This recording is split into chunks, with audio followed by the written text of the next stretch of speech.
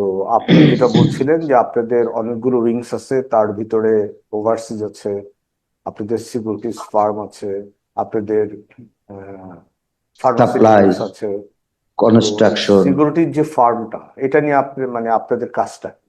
আমরা কিছু লোককে কর্মসংস্থানের ব্যবস্থা করার জন্য ডোর টু ডোর সার্ভিস পাওয়ার জন্য চেষ্টা করছি, যাতে একদিক থেকে কিছু লোকের কর্মসংস্থান হয়, অন্যদিক থেকে আমরা যাদেরকে সার্ভিস দিব তাদেরকে জন্য বেটার সার্ভিস দিতে পারি, সিকিউরিটি দিতে পারি। এটাই। না ধরেন, বাংলাদেশে তো অনেক সিকিউরিটি ফার্ম আছে, তাদের কাছে না গিয়ে আপনার কাছে আসবে কেন? এটা আপনি একটা ভালো প্রশ্ন করেছেন। তাদের কাছে নাকি আমার কাছে আসবে না?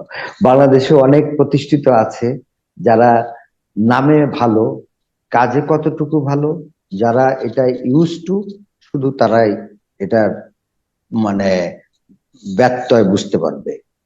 হ্যাঁ। তো না আমরাও তাহলে ধর, আমরা অলওয়েজ কম্পিটিটিভ মার্কেটে।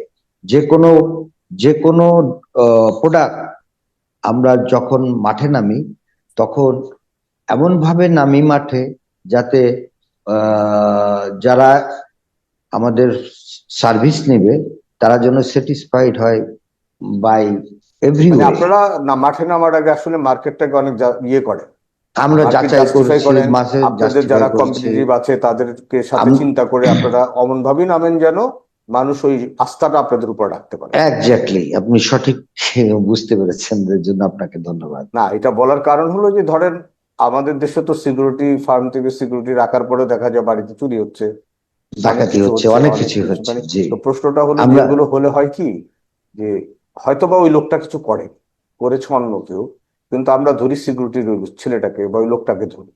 তো আমাদের সাথে যেমন একজন নারী উদ্যোক্তা আছে, তার তার আরো অনেকগুলো পরিচয় আছে। আপনাদের সিকিউরিটি সার্ভিস যদি ভালো হয়, তারও সিকিউরিটি লাগে, নিশ্চয়ই আপনার সাথে যোগাযোগ করবে। এভাবেই তো মানুষের সাথে মানুষের যোগাযোগ, লেনদেনটা হয়। আমরা সেটাই আন্তরিকভাবে আশা করি, শুধু ওনার কাছে না, যেসব দর্শক শ্রোতা শুনছে তাদের সকলের কাছেও এটাই আশা করি। এবং আমরা যেসব স্টুডেন্টকে বাইরে পাঠানোর চেষ্টা করছি, হ্যাঁ, সেটা যাতে ওনারা ভালো করে ওখানে ভালো শিক্ষার, ভালো প্রতিষ্ঠানে শিক্ষার ব্যবস্থা, শিক্ষা নিতে পারে। হ্যাঁ। এবং সেই জন্য যাতে তাদের কোনো প্রতিবন্ধকতা না হয়, আমরা সেদিকে খেয়াল রেখেই তাদেরকে সেসব দেশে পাঠাবো। এবং যেসব শ্রমিক যারা বলে যে আপনার যোদ্ধা, রেমিটেন্স যোদ্ধা।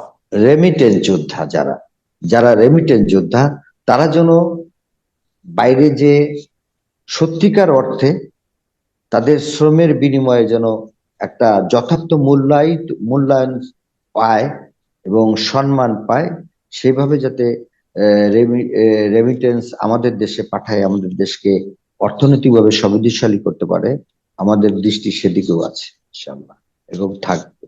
আপনারা কি শুধু মানে ছেলেদেরকেই পাঠান না মেয়েদের জন্য কাজ করেন? মানে পাঠাই নাই, তবে চেষ্টা থাকবে আমাদের নারীদেরকেও পাঠানো, তারা যেন মান সম্মান সহকারে ওখানে যে কাজ করতে পারে এবং তাদের সম্মান যেন কোনোভাবে হানি না ঘটে, সেদিকে আমাদের তীব্র দৃষ্টি থাকবে।